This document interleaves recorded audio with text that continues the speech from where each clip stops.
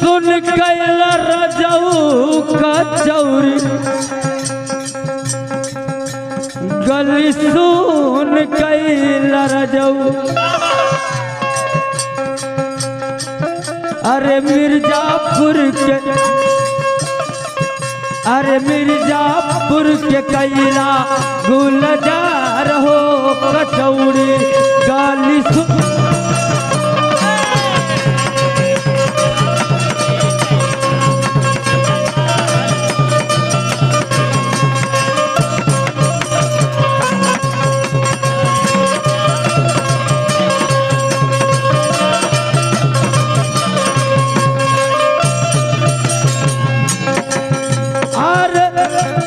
कैला रजऊ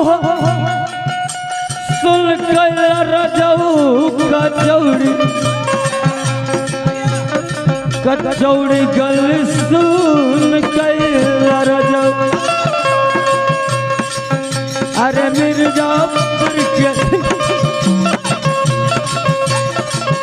अरे मिर्जापुर के कैला गुलजार हो कचौड़ी गाली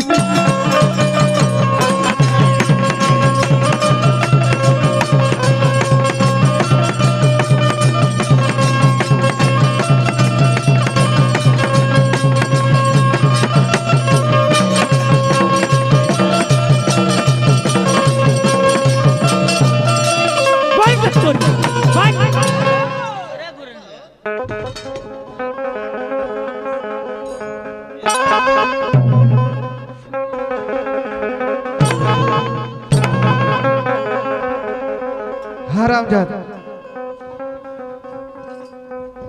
ई बता का हो का कहले। अरे महाराज ये तवा ऐसा मारा था लगा था कि हम इस पूरी का हराम खोर के ये बताओ इतना अच्छे से तुम गाते बजाते आ रहा था और आते आते कह दिया कि बंद कर तोरी माई।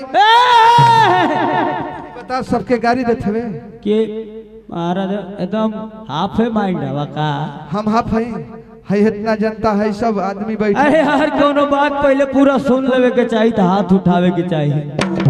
एने सुने ने ये बताओ हम कहले कि बंद करा तो हम लोग की माई बहन को गोड़ लागो। अरे यार ये इतना तेज मारत हवा कहीं उठाव कठाव लग जा अगर हम मोर हर गईली तो हमारी में हरा लेके के तोर बाप कमा के खियाई बोल सॉरी में बोल बोला 100 रुपए नहीं तो मारो के पीछे में सब फैल जाए। अरे यार ये बताओ तुम कभी कभी दो अर्थी बोल जाते हो। दो अर्थी मुझे समझ में न कुछ नहीं आया हम इसीलिए मार दिए हैं। हाँ तो तनी सहूर से समझल करा सही से मारल करा। अरे यार तो हम सोचे हैं कि तुम गाली दे रहे हो। एक फाइट मारब जो रमेशपुरी का सार भाई लेवा तुरंत। अरे यार तुम उल्टा सीधा मुझे भी गाली। अरे दोस्त भाई नमस्ते नमस्ते। अरे अरे कौन सा नमस्कारी। अरे यार जब मैं बहुत दिनों के बाद किसी से मिलता हूँ तो अति प्रसन्न होता हूँ और मैं सोचता हूँ कि आखिरकार कहाँ से मिलूं कि हर जगह की भरपाई हो जाए। तुम अति प्रसन्न होते हो तो हाँ। इसी तरह से मिलते हो। नहीं नहीं मैं सोचता हूँ कि बीच से मिल लिया जाए सारी जगह की फॉर्मेलिटी पूरा हो जाएगी। ओ ये बीच से मिलते हो। हाँ। यार तो मेरा हाथ क्यों खींच रहे हो। अरे यार बीच से मिल रहे थे बीच से। अरे बीच से मिलना इसीलिए कह रहे थे ना जब पढ़े के बल तो ही तो बकरी चरावता। देखो अरे दोस्त भाई बड़े दिनों के बाद मुलाकात हुई। अरे यार मुलाकात नहीं मुलाकात। हाँ वे मुलाकात। अरे यार फिर मुलाकात मुलाकात नहीं हम गड़बड़ बोलते हैं क्या। हाँ मुलाकात। हाँ मुलाकात मुलाकात। दोस्त ये बताओ यार बड़े दिनों के बाद। हाँ बड़े दिनों के बाद मुलाकात हुई। ये बताओ तुम कहाँ पे इस समय रह रहे हो। यह आप जानना चाहते कि मैं रहता कहाँ। हाँ हारीला हारीला। अरे अरे एक कहाँ पड़ता है किस जगह पड़ता है। अरे अरे आपके गाजीपुर जिले में पड़ता है। ये गाजीपुर जिले में। आज मेहरारू ब्लॉक देख रहे। अरे यार तुम उल्टा का उल्टा बोलते जा रहे हो। अरे यार मेहरारू ब्लॉक कहाँ पड़ता है? अरे यार आपके गाजीपुर जिले में पड़ता है। ओह मैं समझ गया, और मेहरारू ब्लॉक नहीं हो, मनिहारी मनिहारी ब्लॉक। मनिहारी ब्लॉक। जी सरकार, मनिहारी ब्लॉक की ही। हाँ मनिहारी ब्लॉक के अंतर्गत एक ग्राम सभा पड़ता है। ओ अरे यार मैं समझ गया, उसका आड़ीला नाम नहीं है, उसका शुद्ध नाम है आड़ीला। आड़ीला। अरे यार आड़ी नहीं ला, आड़ीला। आड़ीला। वो मनिहारी ब्लॉक के बगल में ओ ग्राम सभा है। मैं हम समझ जब गया। कहत रहे तो मंतरवे सरवा चढ़ जात रहा। नहीं नहीं उसको शुद्ध बोला करो, आड़ीला। आड़ीला। ए मास्टर साहब, मैं आपके गाजीपुर जिले मनिहारी ब्लॉक के अंतर्गत एक अहिला ग्राम सभा में रहता था, लेकिन इस समय मेरा कारोबार वहां से हटा दिया गया है। तो फिर इस समय तुम कहाँ पे रह रहे हो? ये समय तो हम लौड़िहार हैं। अरे यार फिर वही बात, वो लौड़िहार नहीं, उसका शुद्ध नाम है औड़ीहार। औड़ी हार जानते हो, बहुत प्रसिद्ध जगह है, वहाँ जंक्शन है, ट्रेन रुकती है। हाँ।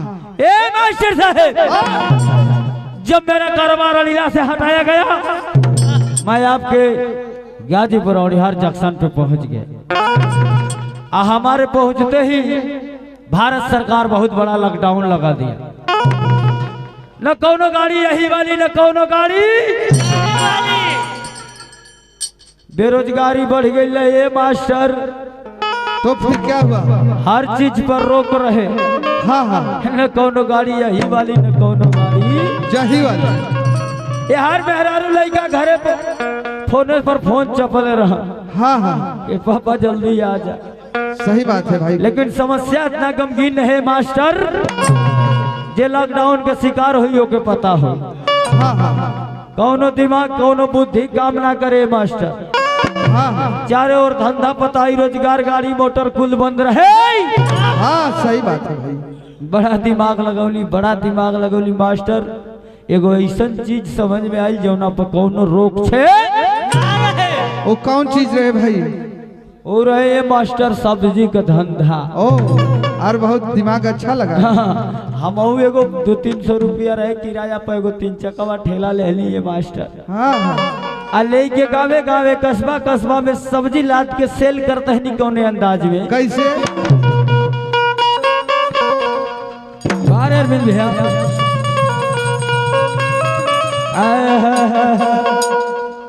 अरे तरकारी तरकारी आई बिकाए हो तरकारी।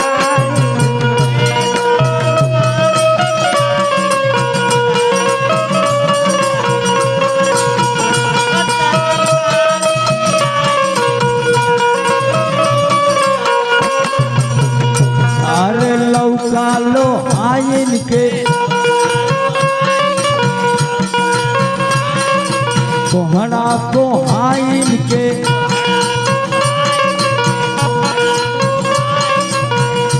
हाय नेनुआ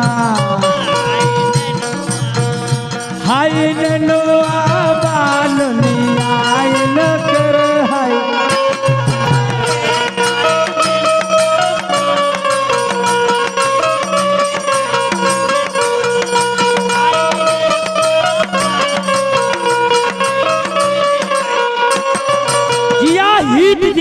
क्या बात है, क्या बात है, क्या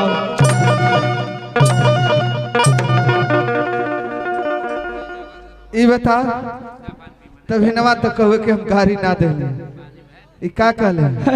हम गाड़ी देते कि हम साबसी देते? इस सब तो ही था। अरे यार आप समझ ना पाइला, एक शब्द कहने को अर्थ होला। क्या अर्थ? जैसे हित, हित मने भलाई। हम गावत है, ये लोग हमारा सहयोग करते हो, यानी हमारे हित में काम करते हो। अरे यार तो हमारे हित ना भइला तो का भइला? यही मैं कह रहा था कि यार तुम कभी कभी बहुत द्वार्थी बोल जाते हो, मुझे समझ में नहीं आता। लेकिन मास्टर, अरे लौका लो हाइन के आ कोहड़ा को हाइन के आ हाय मरचा, अरे हाय मरचा बाटे मिया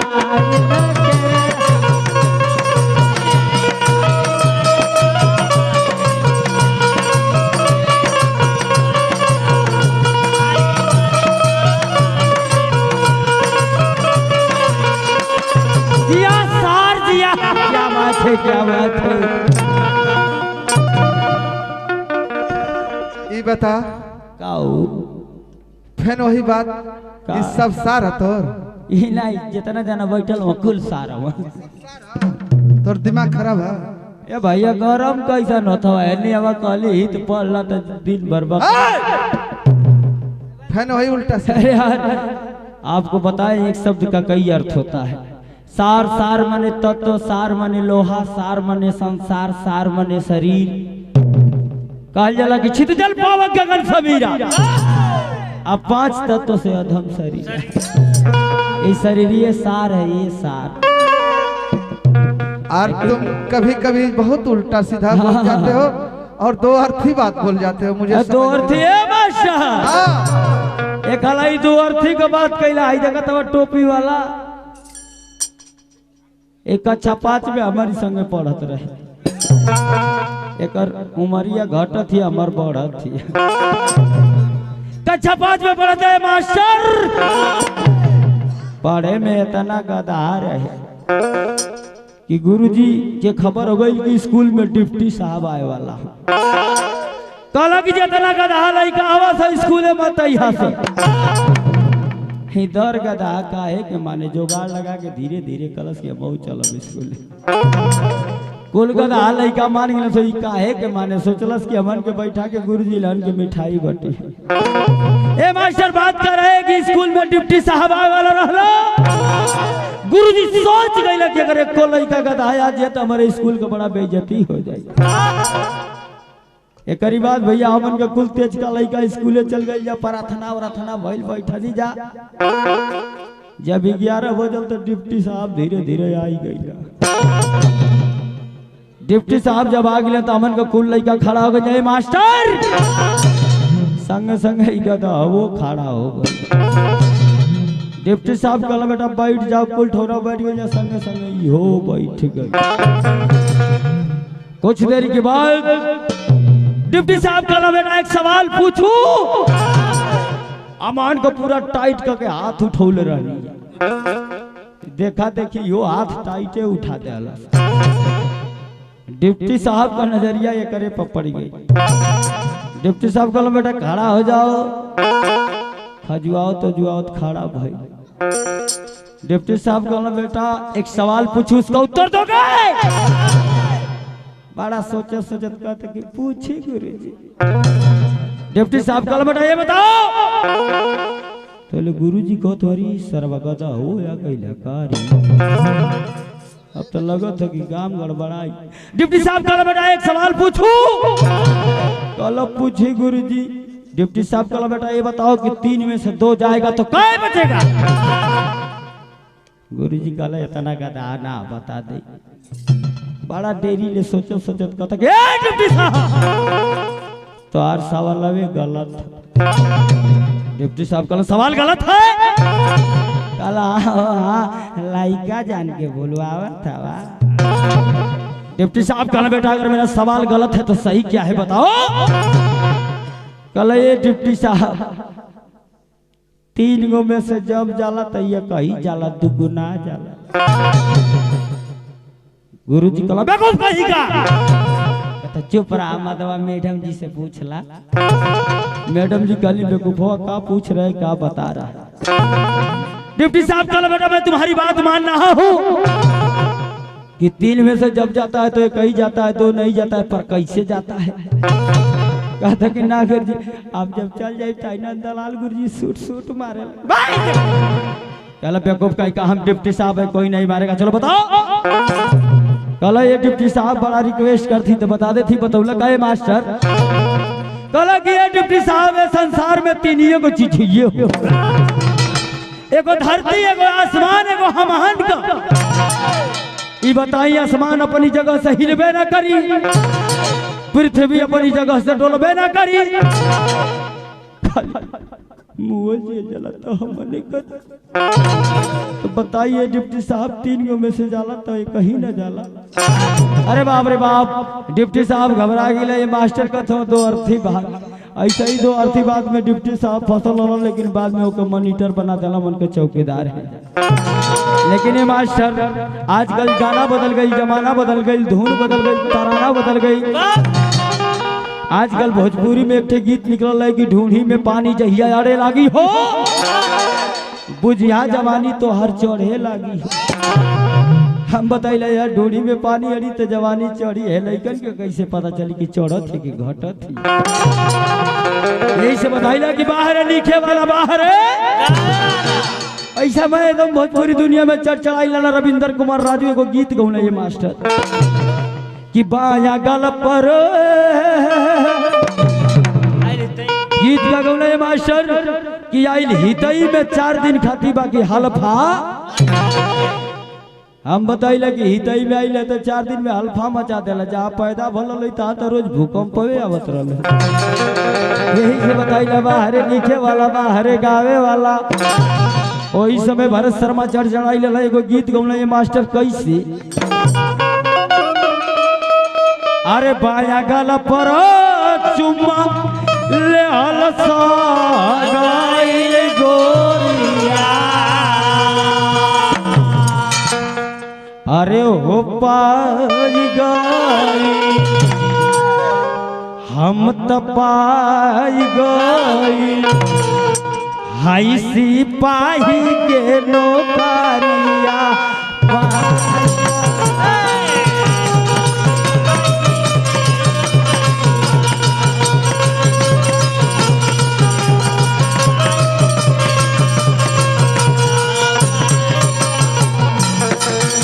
यही से बताइला बाया गाल पर चुम्मा ले तो सिपाही हो गए, कहीं जबरदस्ती दोनों गाल यूज कर दिल तो डीएम ना भइल रही। यही से बताइला बाहर लिखे वाला बाहर गावे वाला। लेकिन ए मास्टर ए जुग पे एगो लड़की शादीशुदा अपने सैया का बखान अपने सखी से करत बा। कैसे हो? अरे सखी हम कहले बानी सिंधु से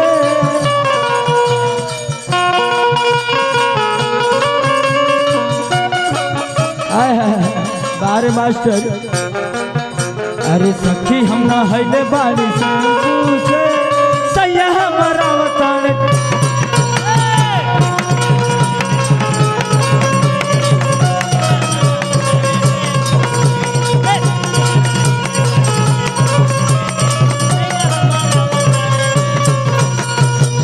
ए मास्टर ओकर भावा तबले चट्टी पर से आवत बा कद दीदिया बतौले बा। अरे दीदिया ना है जने शंपू से, दीदिया ना है जने शंपू से, जीजा जी दबायल बारट। दीदिया ना है जने शंपू से, जीजा जी दबायल बारट पूछे। ए दीदिया ना है जने शंपू से, जीजा जी दबायल बारट पूछे। आई देखा 20 रुपया में बाहर एक पर तो डरती है। ए बसाटा मास्टर वो ही तवा कई किस्म का एगो ढोलक मास्टर, एगो बंजू मास्टर, एगो हारमोनियम मास्टर, एगो टेलहन मास्टर।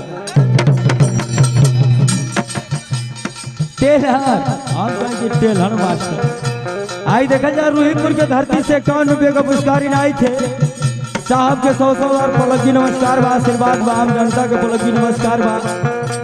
इधर ही हमार भाभी श्री के करकमलों द्वारा 21 रुपये का पुरस्कार आई जौन दादा ना वो बिटिया की तरफ से 21 रुपये का पुरस्कार इनायत बा। आप सभी लोगों को तहे दिल से हार्दिक स्वागत बंदन अभिनंदन इस कंपनी के द्वारा। लेकिन मास्टर टाइमिया तक कुल लगत है कि खियावे में चल गई।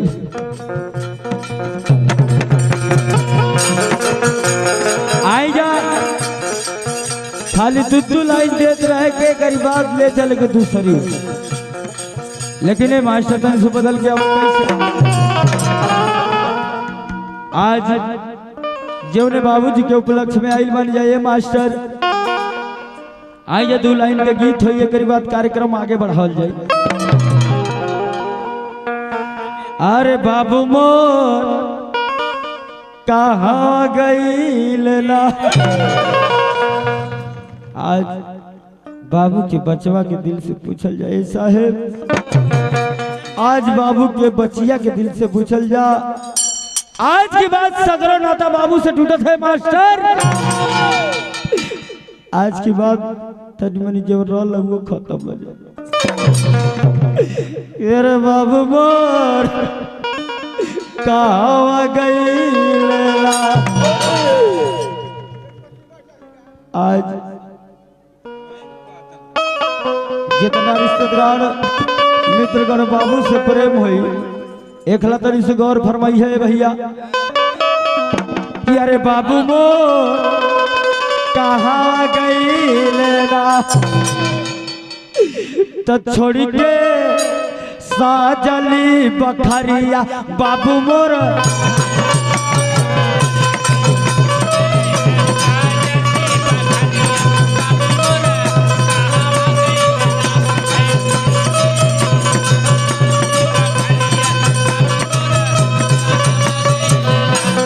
बाबू मोरा कहाँ गई लेना, बाबू मोरा कहाँ गई लेना,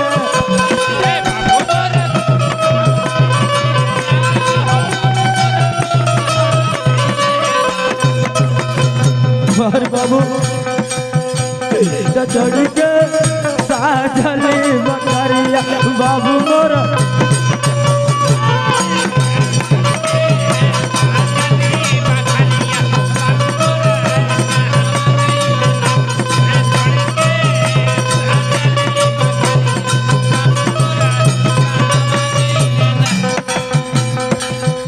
अरे गौतमी से आवत बेटा कल बुलाव बाबू मोर कहाँ गए।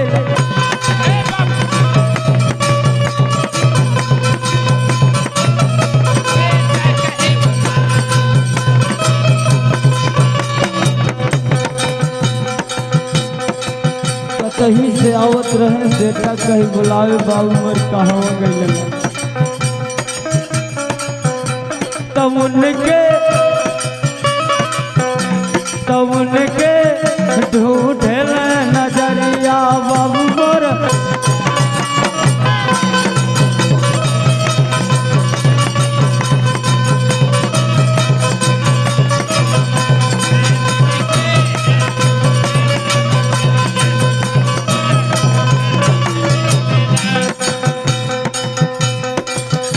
आई देखल जाई परम आदरणीय हमारे बड़े भाई मटेहू के धरती से अमरजीत भैया बहुत करीबी हम भैया के मौसा रहना।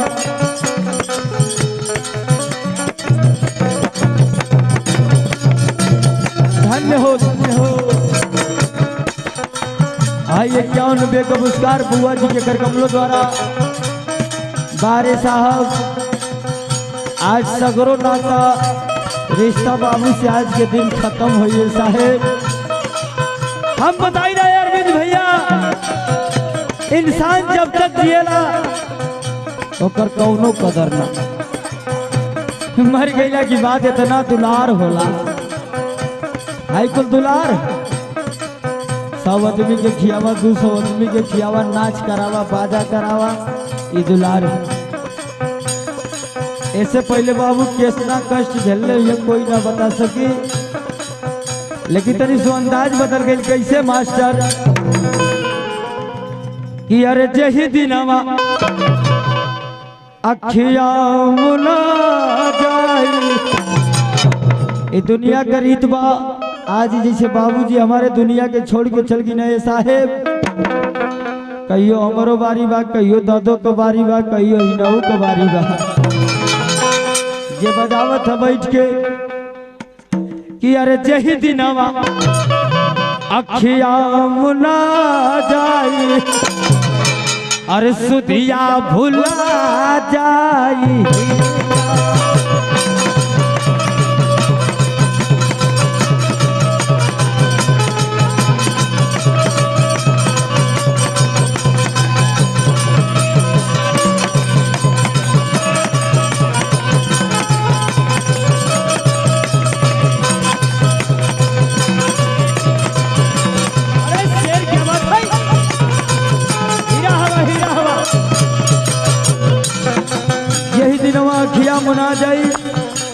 सुधिया भोला दे हीरो यार प्याज रोपे के हले लहसुन कोड़े के बकरी चराए के फूल जो खत्म हो गए लेकिन कह रहा हम बे बाबू अरे जिया मिले नाही ये गलोटा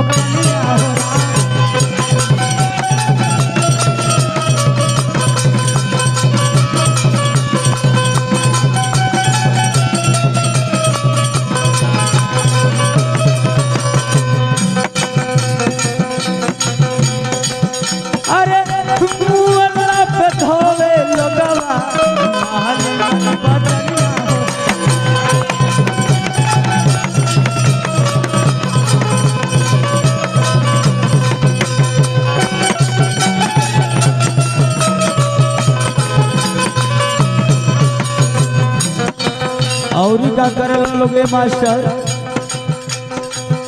अरे पिपरा उपरा अरे पिपरा उपरा घंटा वा बना जाई सुधिया भूल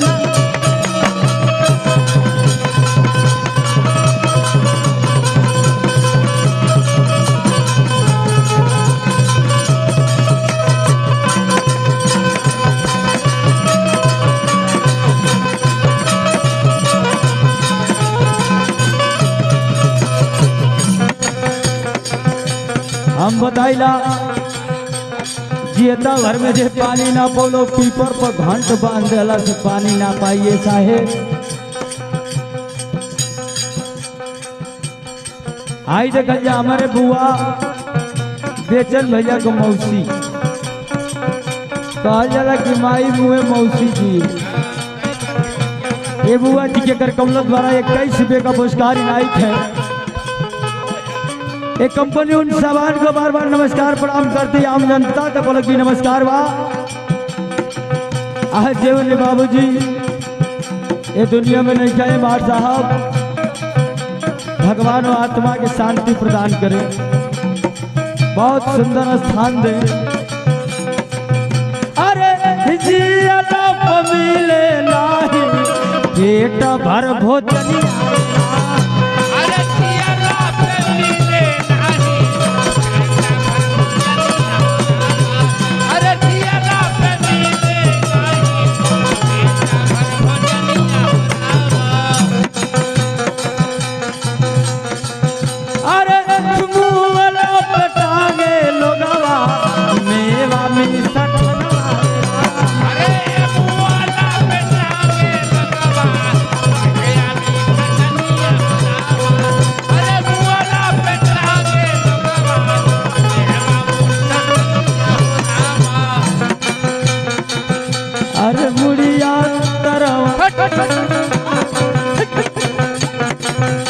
अरे मुड़िया तरह बैठा घरा जाई सुधिया भूला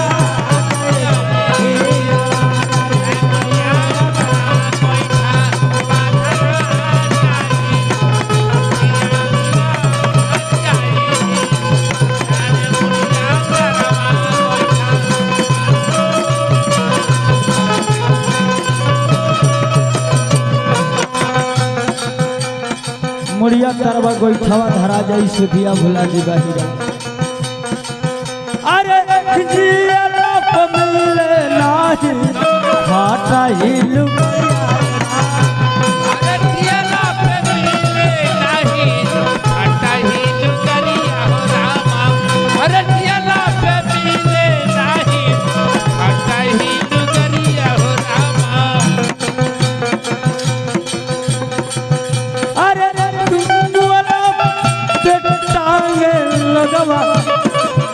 महली मल जाता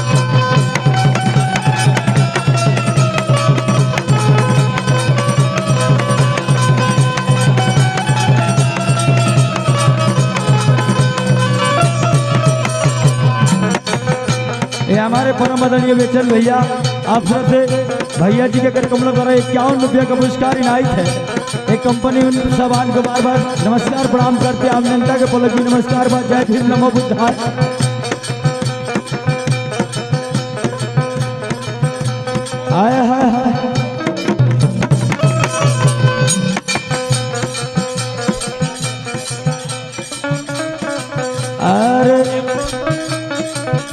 सतनाम वाली, अरे सतनाम वाली डोलिया फना जाई। क्या बात है? अरे सतनाम वाली डोलिया फना जाई। क्या? सुधिया भूला सतनाम डोली क्या फना जाई, दुनिया भुला जाई रवा। सतनाम डोली क्या फना जाई, दुनिया भुला जाई रवा। ए अरविंद भैया तनी अब तनी तनी कुल लहरा दिखा के जाएंगे।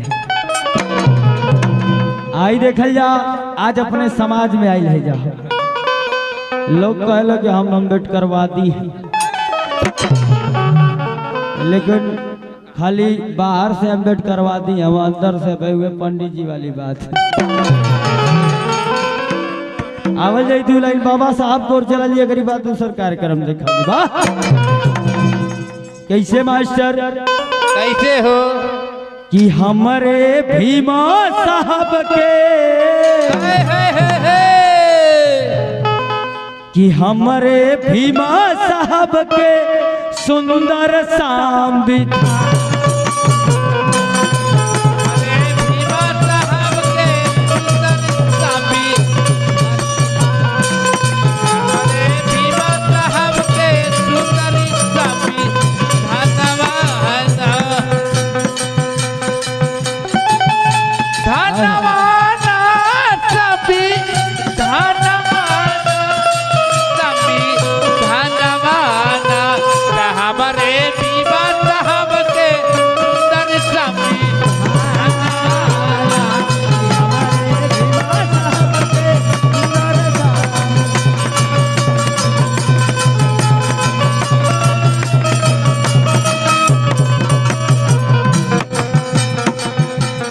बाबा लिखले संविधान,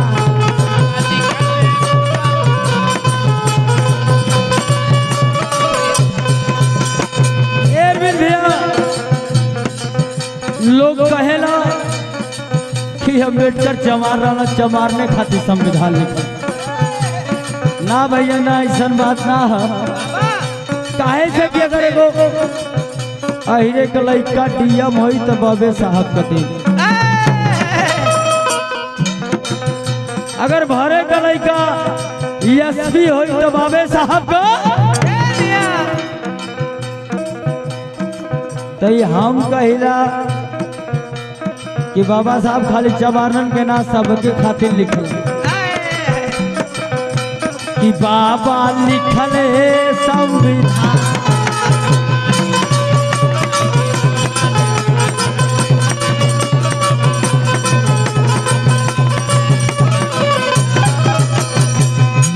होती हले सबके ऊपर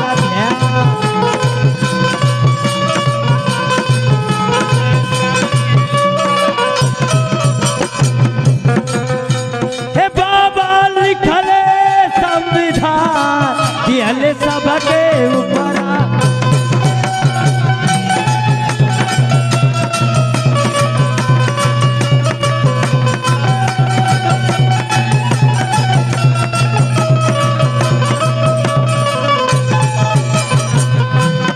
सबके मिले अपना पलया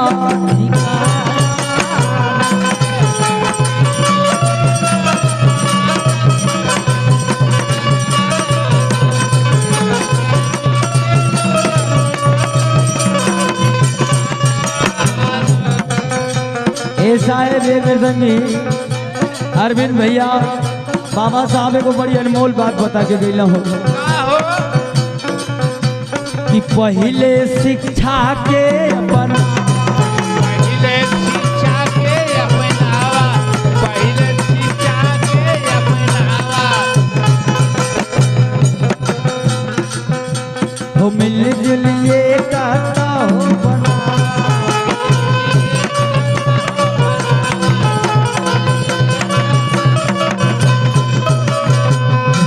तो पहले शिक्षा के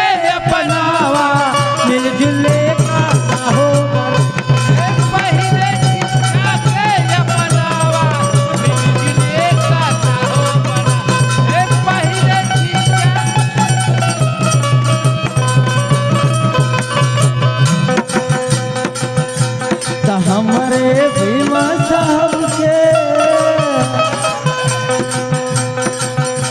तो हमारे भीमा साहब के ये बात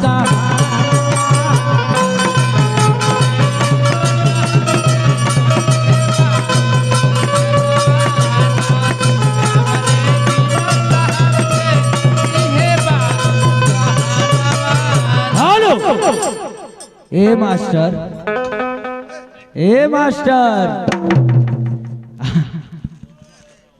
ये बतावा कब्बे से आके चिल्ला थे मन मलकिनिया के देखला। अरे यार तोहरे मलकिनिया के तो कब्बे देखुई कब्बे देखवा।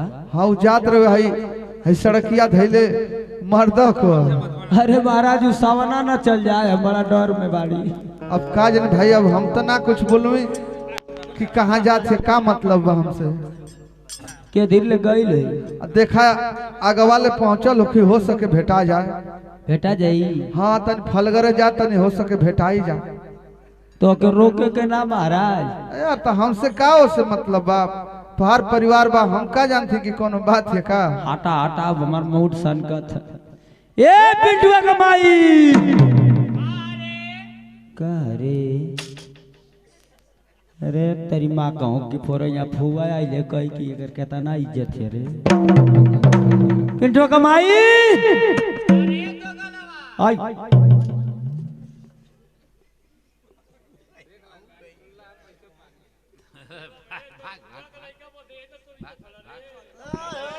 हाई देखल जाए 91 को पुरस्कार माता जी के कर कमलों द्वारा बा।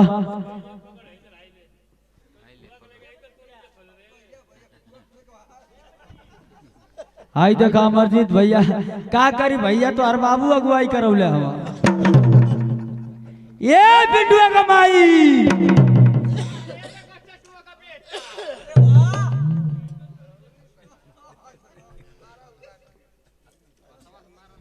ना समझ में आओ तेरे अरविंद भैया अलवरे तेरी माँ को की फोर तो अरविंद भैया का करिया हो क्या करिए।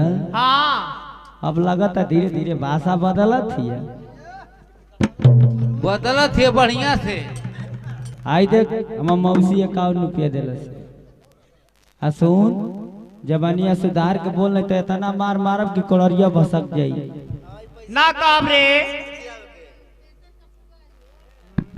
आई देख फुआ कुल चप्पल है जो कि भैया छोड़ दिए जितना पैसा लगी दे जाई छोड़ दा का कहत है रे। क्या कहते रे। हाँ रे अरे तनी सहूर से बोल ले ना बोलब रे रका चटो का बेटा। अरे हम तो हो नहीं रे तू हमार नहीं के हो रे। ये अरविंद भैया इ तो जवन है पर चढ़ल बाड़ी ना गप से नीचे हो जाइबी न रे। आई देखत है का रे ई दुखरा न 2 मिनट में पूरा दुखवा खींच लेला। भाई दुखन ना में रे हाँ रे ना मनबी नहीं रे। अरे मुंह बंद कर रहता है ना बंद कर रे मौका। मऊगा हाँ रे रका अरे हम मऊगा है रे कि तोरी माई बाबू का खरीदल सौदा है। अपन मुंह नहीं का देखत सब का बेटा। ए मास्टर रे ई मुंह पर एकर बाप हो 50,000 रुपया एगो होंडा साइन गाड़ी एगो तिहना पाड़ी देख हमारी बाबू की गोड़ों में पटकरिया पटक दे गला तो हाई भगत का बियावा कला लइकिया सजवे उड़ रथी। क्या बात है का है ना हम सीधा ने गली छोड़त रे मौका ना फलाना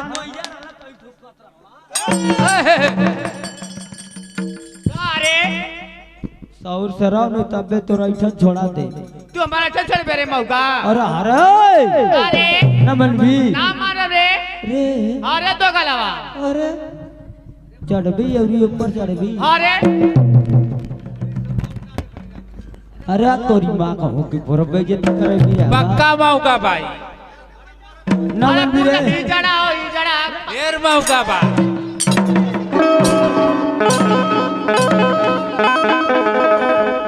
हे भैया है अरे मदवा तना एकदम पागल हवा के आदमी हवा। ये भैया तू एक रिश्तेदार है बा। अरे यार हम तो के दिखाई देते रिश्तेदार हैं बड़ा हताना आदमी हम केहू ना जाला तू अरे मदवा ई बतावा छटक कैला छोड़ावे लगत कि तोर भुआ हुआ कर दिमाग खराब है। ई बता, अरे यार हम गांव घर का है, अगर ऐसा होत रही केहू के केहू मारत रही तो ना जा के छोड़ा सकत है। अरे हम ही के समझेबे केना समझा सकत हवा। अरे तो बात पहले सुनबा तब ना। बतावा जबान सुटू सुटू जने करी। ऐसा है ना। अरे यार इतना ना मारल जाला मेहरारू के। मेहरारू मारे के ना बनावल है। मेहरारू लक्ष्मी होली घर का। लक्ष्मी ना होली कबो कबो लतियावे के पड़ेला। वो बात सही है। कहाओ था कि भैया पिसान मरला का मेहरारू करला। हां वैसी बात क्या बात है? लेकिन कुछ ऐसा मेहरारू है कि ना मारल जाला, वो सही लक्ष्मी है। अगर बढ़िया से है तो लक्ष्मी है, हां अगर उल्टा सीधा है तो कुलक्ष्मी भी हो जाई है। तो समझावा है कि तनी सहूर से बोले है तना कुल आदमी करी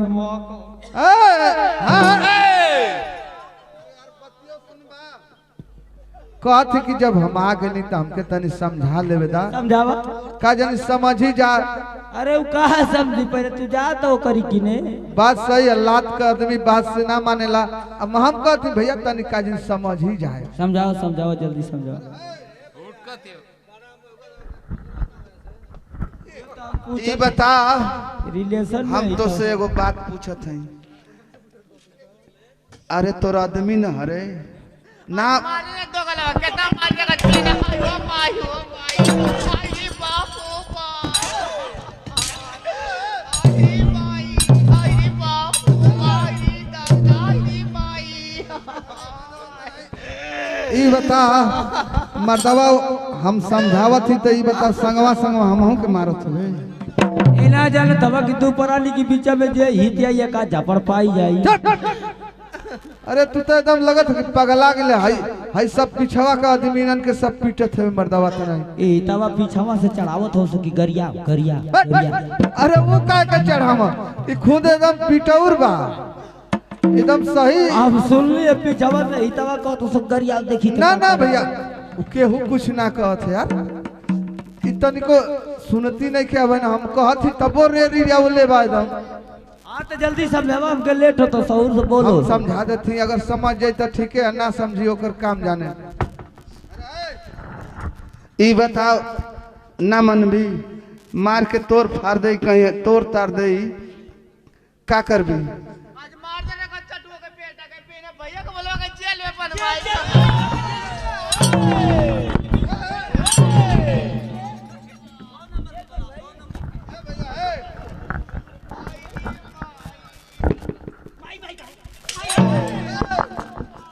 अरे मर्दवा तो नहीं मार के मुआ घलबा, मार के मुआ देवा 302 का मुलजिम हो जीवा, चल जीवा भीतर, जमानत ना होई।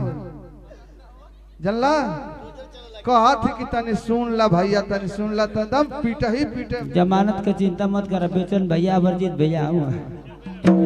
जब फंस जीवा तो केहू काम में ना आई। केहू काम में ना आई। हाँ केसिया हम बड़ी आइलू गइलू समझत हवा, आइलू गइलू। हाँ हैं तू कलेक्टर का ही थवा का? अब मैं बस सवारी घरिया और धैले कलानी वलानी इतना जमानत वाला बोला दई। अच्छा इतवा खाली पिए पर चलिए जो सो। कहत यार तनी समझ ला, हमके तनी समझा लेवे दा, जवन तू करे के होई करिहा। ना मन भी हाय हेनी ताक हेनी कहत कि मान जो न उल्टा सीधा बोल। उतर पति न रे, पति परमेश्वर होला, गोड़ लागल जाला सवेरे उठ के, ना कहल जाला इकुल हो कहा हो। ई तो चारों टाइम गोड़ लगेले। ना बोले के चाहिए ऐसे, हमार बात के मान ला। हो कहा आखिर दू परानी में होला जाला है तनी रे, इकुल हो जात रहला तनी मनी, मान ला खुनसा के मार देलस तो फेन हुए न दुलारी। हो कहा ला हो कहा रेरी ना पारल जा।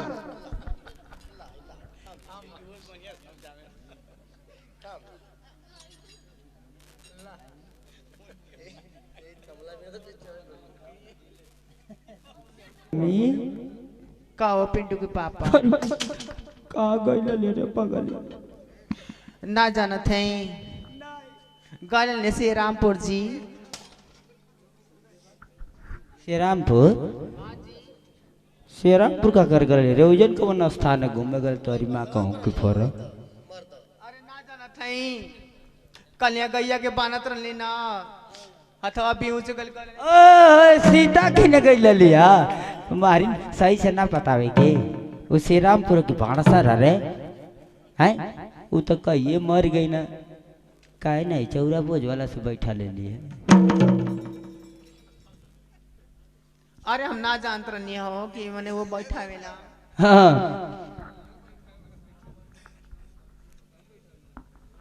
ए पिंटू के पापा अरे वैसे को बात ना कहीं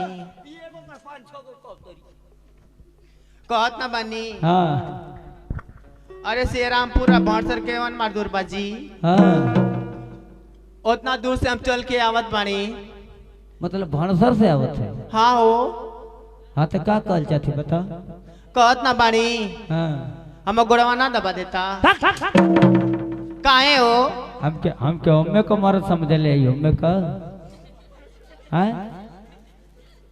हमें को मर समझ ले ए पिंटू के पापा कहते कि ना दवाई तो ना दवाई तो ना दवाई बा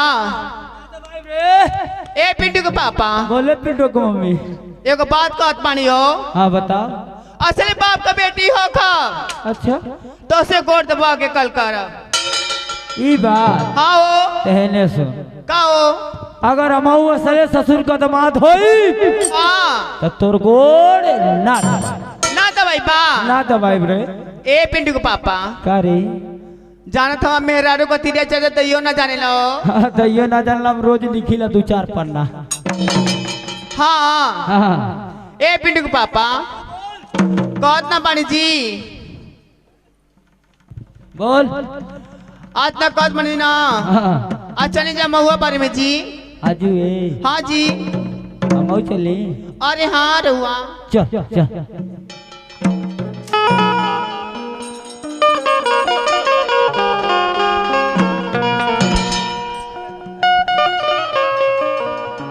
ए बिटो कमाई आओ पिंटू के पापा देख तो ठीक ठाक है ना व्यवस्था तैयार हो गईला एकदम तैयार है एकदम रेडी हवा एकदम रेडी है चल चली जा चल अरे महुआ बिना नवा न जाइबे आ देवारा के सदावा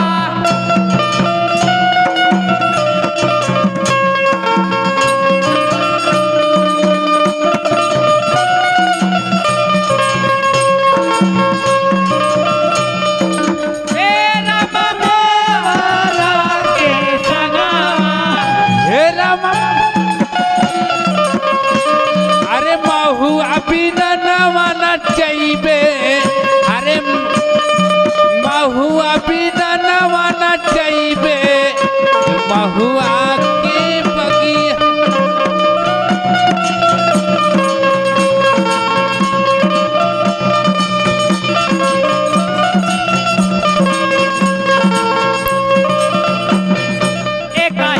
देवारा हो महुआ बटोरे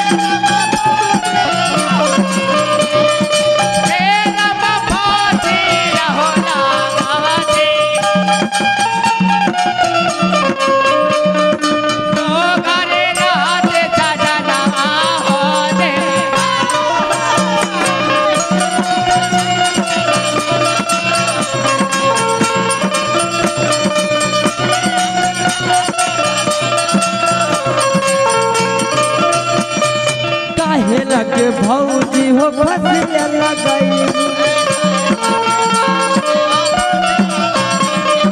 काहे लगे भौजी हो फसिया लगाए गो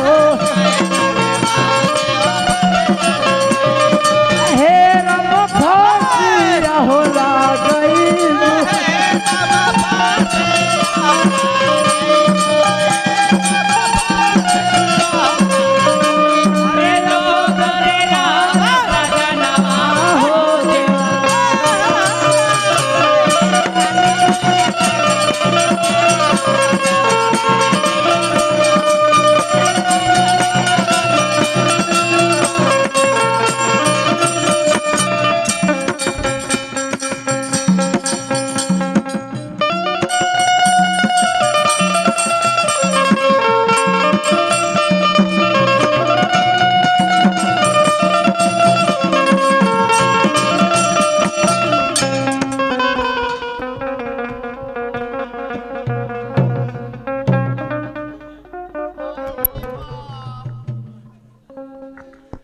आईरी माईरी माई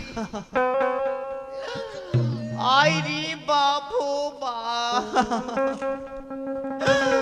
आईरी अरे माई है पिंटुआ कमाई अरे काओ का भइल रे अरे अंगूठवा में बिच्छी मार देला श्री माई तो के बिच्छी मार देला अरे हाँ ओ दादा अरे ये बताओ कि तोरी घरवा वाला कहाँ है रे अरे ना जाना तबाओ ना हम अरे का पहले जाने रगत पिया ना हो मर्द दारू पिए मर्दा दारू पिए गल है अरे हाँ ओ दादा अच्छा तनी रुक रुक तनी सब्र कर तनी धीरे धर तनी बर्दाश्त कर हम देखत ही ओकर पता लगाई कहाँ है अरे माई अरे फरचटवा है रे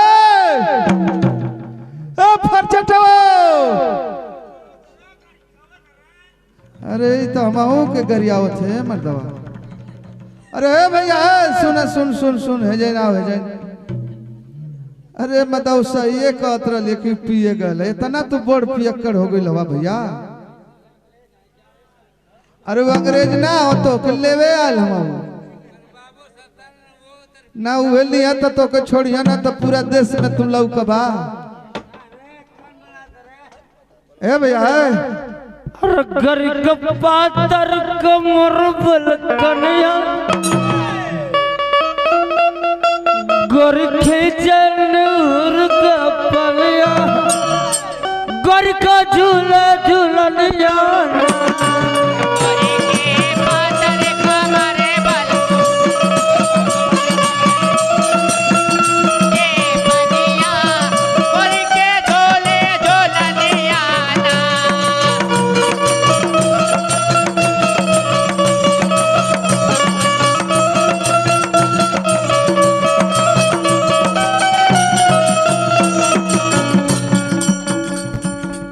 अरे गोरिया देले बार भैया बा अरे गोरिया देले गाजो धर के धोखा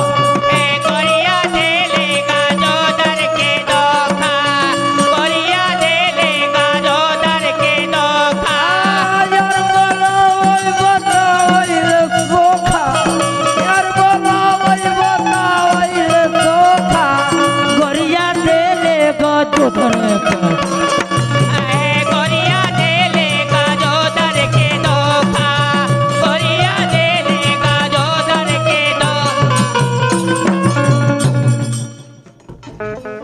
अरे बाबू ए सुनत हवा मर्दवा तो नहीं तू तो एकदम बेकार आदमी बड़ा यार का हो दत्त मर्दवा तो नहीं ई बतावा तू नशा में एकदम फिट बड़ा मार गावत बजाओ थवा कुछ जानत हवा का भाई अरे मर्दवा तो नहीं तोहरी मेहरुआ के बड़ी विपद बड़ी यार पड़ गई है का बोलो भैया अरे यार ओके बिछी मार देले आई होर बउआ जिन नशा उतर गई अरे यार वो इतना रोवत है ना कि ओकर रोले बन के पता ही झरत है का उ लगत है हाथे ना लगे आई हो दादा का हो भैया अरे घरवा जइबा देखबा तब ना आई जा देखा पहले देखा हमारी मिलती माहू हाँ खाई लेती हो माई।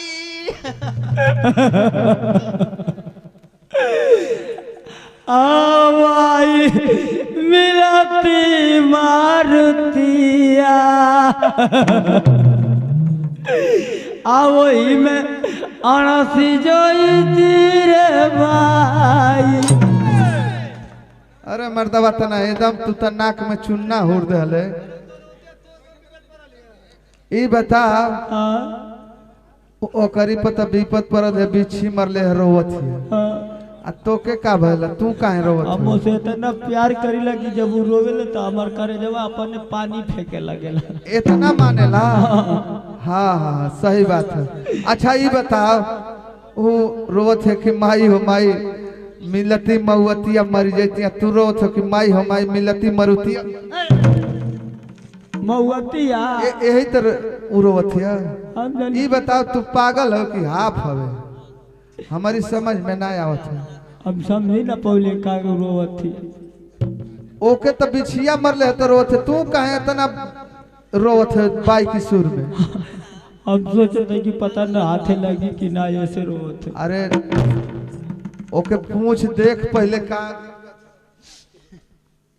हाँ माई मिलती माहुरावा आ भागिन जानवनी हो माई।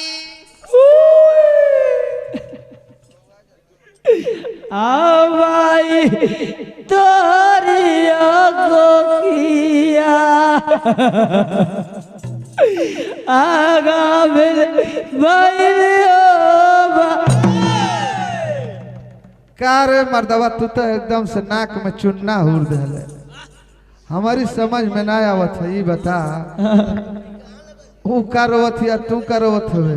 का रोवत आई बता तू मरद हवे कि मेहरारू रे मर्दवा तो नहीं। ये बताओ थे वो रोवत है कि माई हो माई तोहरी कोखिया आ भागिन जन्मली हो माई, है छोड़ना आ तू रोवत हो कि माई हो माई तोहरी कोखिया गाभिन। यही तरह ये भैया का कहली है ना कि जो घरवा में पहले देख दलनिया वाला ये बेटो कमाई हाँ माई मिलत काम ले रे।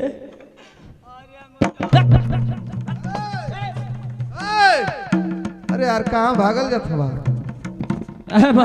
कुछ नहीं काम वाले तो कथी कि वो उठावा में अरे यार ओठ में कहीं बिच्छी मारी। हम तो कहने की ऐसे नहीं बाठिए बा नहीं तोरी सुनले में फर्क पड़ गई। हाँ। फिर से पूछा देखा बताई सही। ये पिंडे कमाई अरे काओ काम ले रे। अरे अंगूठो अबे हो माई। हमारी नगर है जी अरे बाबू बा। अरे मर्दवा तो नहीं तब पीरा बत्था में खुदे बाउरी होके पीटत हवा। सुना हमार बात एगो कथी के जन पता लगावा के उजनकार है बिच्छी के झरवैया। ये पिंडे कमाई काम ले रे। आ देखिए आंगनवा में न पहुँचे रे माइया कहाँ ले पहुँचल ले आयो रमावा। आ देखिए दुआरिया मन हल रे माइया कहाँ ले गईले आई हो रहा। देखिए खजाना में न घुस जाने तो हमार पूरा नाश होश कर दे। ए पिंटो कमाई ए मास्टर का कहत हवा हो? कहत ही रोहला गौला से कुछ काम ना फरियाई। हाँ। कहत ही कि यारो के पता लगावा जन के उजनकार है बिच्छी के झरवैया। ये भैया के हुए जो जाना खा अरे यार ऐसे ही बोलवा आके दो चार आदमी लगिया थपरिया गलती बोलत है का हो? जनखा जाने ला के कहल जाला के हिजड़न के कहल। मारता बता नहीं तो ही न कल की कहो के। अरे यार वो हम ना कहले, हम कहले कि जनकार के ए भैया केहू जानकार अब चिकना केहू ना केहू ना है। केहू ना एक जना आवा तो मुस्किया था हम वही से जान गए कि ना जानत हो यहाँ। हम कहत छी ना हाँ मर्दवा पहलवा तो तुम झारत हो रहा अरे हम झारत रहनी का बताइए एगो अमरजीत भैया का सड़वाई नहीं ले पूरा आफत रहे। अरे यार आफत ना रहे हुआ साफत रहे। वही में हम झारी देनी पूरा मंतरिया पर नैहर लेके चल गई। ओ सौरिये में जाके हाँ गड़बड़ हो गई गड़बड़ हो हाँ गई। ऐसे न मंतरिया गड़बड़ा गई। हाँ हम कहती बात सुना भैया। हाँ बोला देखा का जानी तनी मनी लहबे करे तो वही देखा तनी हमें हाँ हाथ लगावा तो वही तनी का जानी ठीक हो जाए हाँ ना। लही जाए भैया। अब इतनी बेर कहाँ लेके जाए जाइए। चलो ठीक बा ए वीडियो कमाई अरे कहो पिंटू पापा आहिरी माई आए आई तनी सही कर आरे गोया गोया रे गोया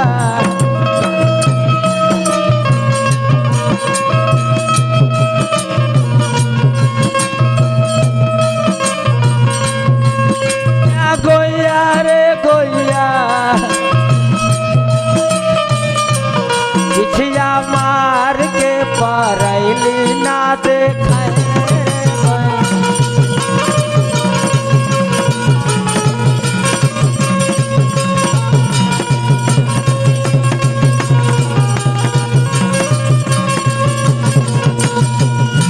हे गोया गोया रे गोया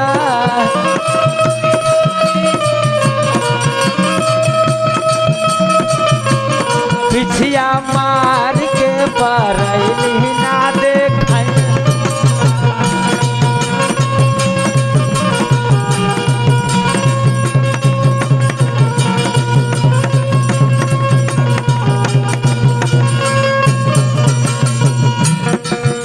ऐसा ही खाली 10-10 रुपया दे वाला तब में 1000 रुपया जान बच जाई। ए हमारे मटेऊ के धरती से अमरजीत भैया के तरफ से 10 रुपया चंदा है कि तो हर चिपरी अरे गोल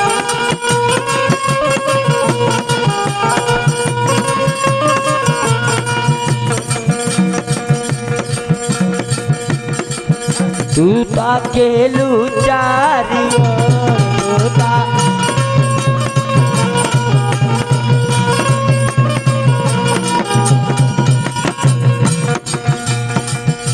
तो पिछिया हमार के परैली ना देखाए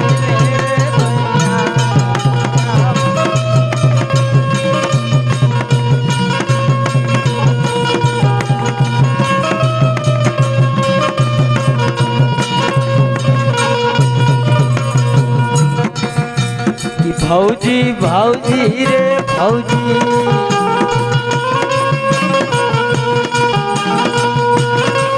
की मौसी मौसी रे मौसी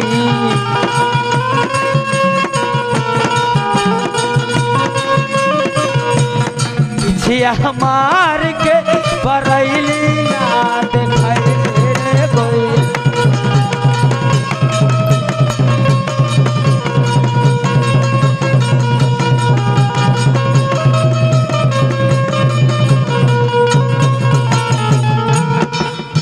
अरे ई बाहेल अरे काओ हेने अमा तो से का कल रही का कले रही रे तो से कल रही ना हाँ। कि असल बाप का बेटी हो कब तो से गोर दबा ले अच्छा मतलब पीछे छीना मरले रे आपके पीछे ना माले रहला हम तो हाँ। बहाना बनले रहनी हो ला ही देखा देखा आई देख अमरजीत भैया 21 रुपये का पुरस्कार इनाइज बसून काओ माने तो कभी छीना मरले रहा काओ हमके पीछे ना माले रहला मैंने कहल का चाहते तू हम तो कहले रहले कि असल बाप का बेटी हो कब तो से गोर दबा आई ले क्या बात है के देखल ले सबको देखला आई चाचा हम चाची आई सबको देखला का चाची गोर दबा ना केहू ना जे हम एकर बात बड़ी लो जे एकरी विभाग को होई सकारी देख केहू ना देख ले चारी और आंख उठो देख ले काहे ना ए बे गोर दबा ना नहीं केहू ना मैं हर मौगे होइए से जोन सकारी एनी सुनाव हेनी काओ ई बता तू कल रही कि मौसले बाप का बेटी हुई तो तुझसे गोड़ दबा ले। कल ही रली मो कल रही कि मौसले ससुर का दमाद हुई तो तोर गोड़ ना दबाई बे। हम आले कि मो दबाई दे तो का भई रे का भई दोनों बतिया तो तोरे बापोए पकायो है ने ए रानी तोर बहनिया का गइले छोटा की ए छोटकी आ बड़की माई का गई तनी बोलै भी देखी ओके आरे बड़की माई है ने ए छोटकी बड़की माई ए मास्टर आए है अरे रंगाना ये भौजी रंगाना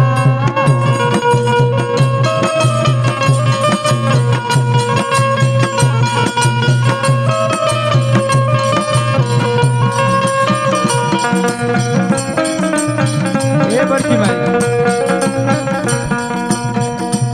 अरे काए बिना रंगाना काए रे बिना रंगाना काए बिना रंगाना तो हटाना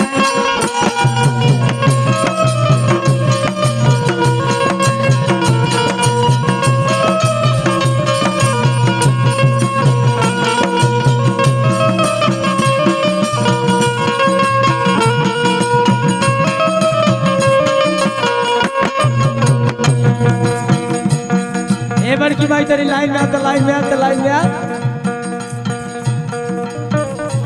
अरे रंगाना ये भौजी रंगाना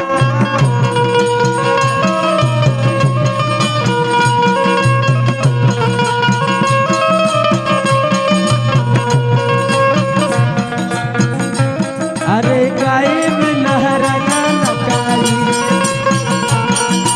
गाय बिना रंगाना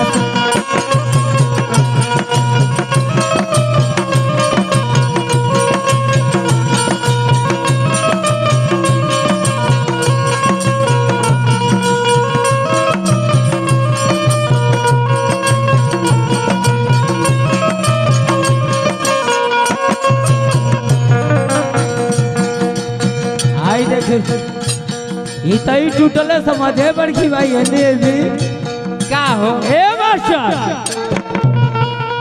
का हुआ बात गड़बड़ा थी काहे खाती पिटवई न सुना न रे के हो शकुंतला का पाहुन अमरजीत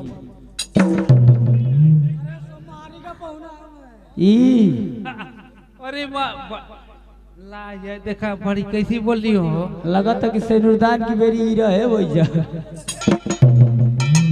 लेकिन भाव वही के बारे मास्टर अरे रंगना ये देवर रंगना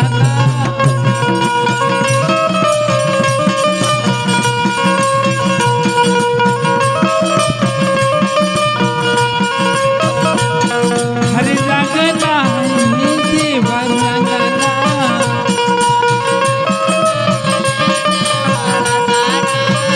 काई बिना रंगना कलाई बिना कंगना काई बिना रंगना कलाई बिना कंगना काई बिना हमना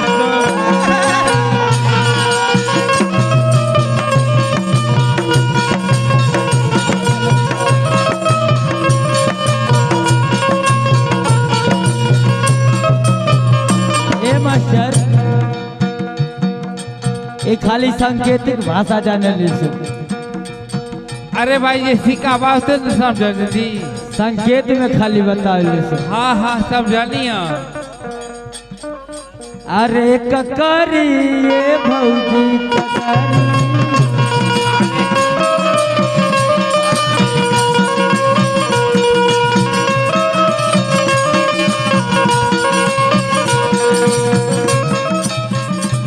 अरे काई बिना ककारी काई रे बिना बकारी काई बिना मछारी मारा ककरी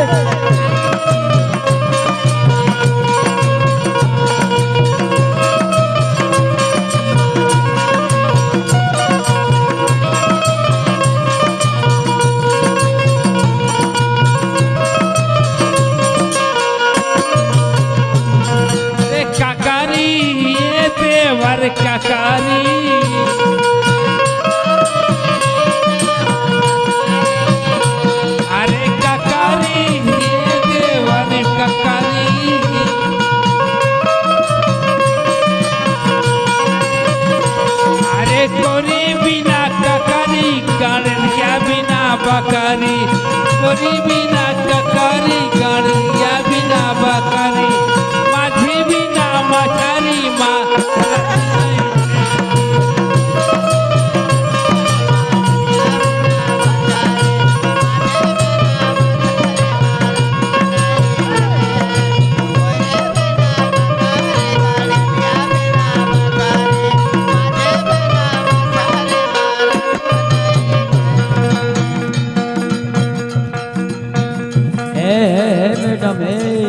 हेलो हेलो